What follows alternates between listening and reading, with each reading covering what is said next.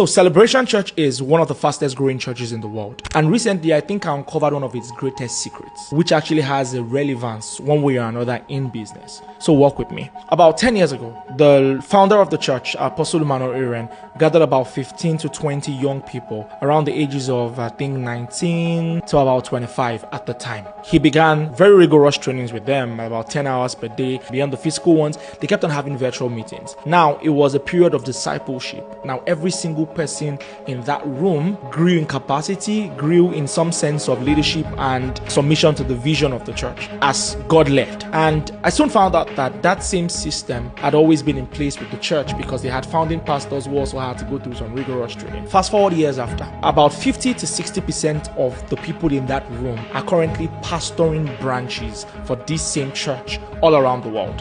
And so now the church has grown in leaps to about almost 40 branches around the world. Now here's where the problem lies. A whole lot of people want to copy the success, but do not know the story or the process behind the results. So Celebration Church is first and foremost God-backed, but did not just grow because God sent. It grew off the back of detailed discipleship and a commitment to training others. Here's what I learned. When you want to grow a body, or a church or any enterprise whatsoever, don't necessarily be so fixed on growing the business. Grow men. Men will grow the business. Grow men. Men will build the structure. And so his focus for the first 5 to 7 years in ministry was not necessarily church growth, but people growth. He was training people, and little did he know that things will soon explode in leaps and bounds more than he probably might have envisaged.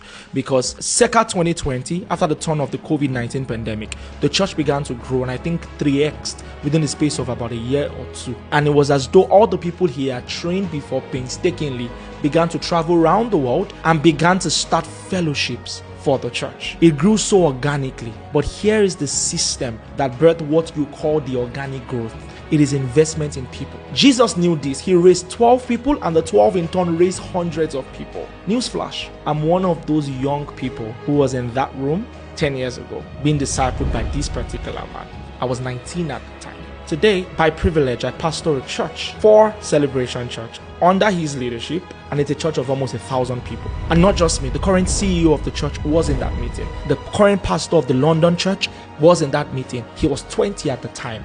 I was 19, probably the youngest in the room. You know, most of the founding pastors in this same ministry were actually discipled by this same person. So the growth was never sponsored, quote and unquote.